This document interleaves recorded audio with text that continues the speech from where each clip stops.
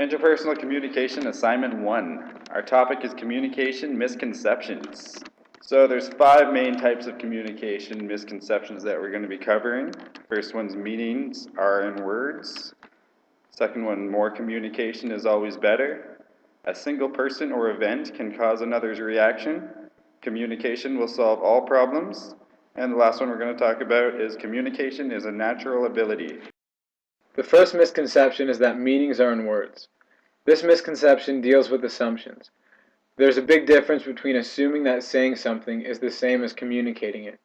It's possible that the true meaning of a message is not received in the way it was intended to be.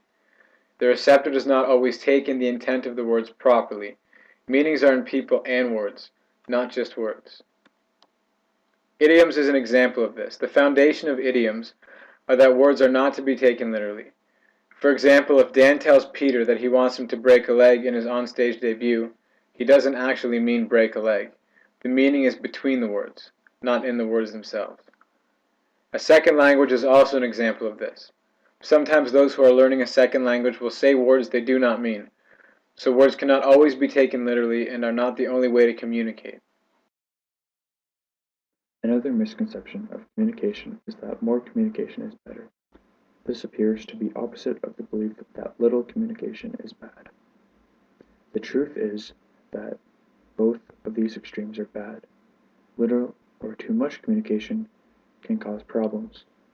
Too much communication can cause repetition as well as getting nowhere with the conversation. The problem will remain unsolved and perhaps make it worse. The following is an example of how too much communication can be bad. Too much communication can be found in relationships.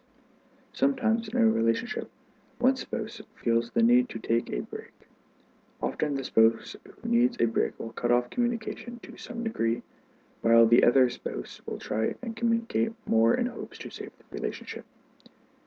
The increased amount of communication from one spouse may lead the other spouse, who needed time apart, to end the relationship. A single person or event can cause another's reaction. Communication skills can establish the disposition of an outcome and can mark the difference between a satisfying and an unpleasant result. The misconception here is assuming that one single thing said or done is the sole cause of the outcome, when in fact numerous factors come together to determine how someone will react to a given situation. For example, a person working in sales may have an unpleasant reaction to a rude customer despite being trained to keep his cool. This is not necessarily a result of this single incident, but is likely a buildup of other factors such as other rude customers, an angry boss, a long workday, or other stressors outside the workplace. Another example is the decision of the salesperson's boss to fire him for showing up late for work. This is likely not a reaction based on one experience, but could be due to the employee being late several times in the past, a subpar effort on the job, and may also depend on the boss's mood at the time, which is also heavily influenced by outside factors. Another misconception is that communication will solve all problems. This misconception involves the idea that communication can solve anything or make a situation better. In reality, even the best planned or timed communications will not work. Communication does not actually solve all problems and can in fact make problems worse. An example of this is that communication can't mend all permanent situations.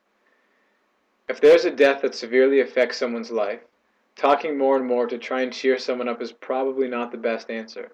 Sometimes people need to be left alone to think in quiet, and oftentimes that is the best way that someone can heal from a difficult situation. Another example is a teacher-student marking situation. Nathan receives a low mark on an assignment, and he approaches the teacher concerned for his mark. The teacher explains why Nathan didn't receive a mark. If Nathan talks more about why he thinks he should receive a better mark, it may turn into a bad idea, as it could even result in reprimand. Who's there? Hey, it's Jevin. Hey, Jevin. Just perfect timing. We were waiting for you. Oh, great. I'm here to do my recording. All right. Have a seat. You're just in time. Get it, Jeff. Jevin here. Okay. Communication is a natural ability. Many people assume communication is a natural aptitude, like breathing. Almost everyone can communicate adequately, but most people operate far below their potential to communicate. Communication is like playing a sport. Anyone can do it, but it takes practice to be good at it.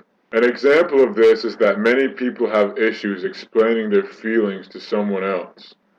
This is seen in more men than women, but applies to both genders.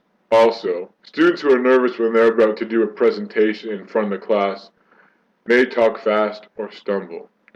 This is because they have yet to develop proper communication skills when all eyes are on them. Jevin out.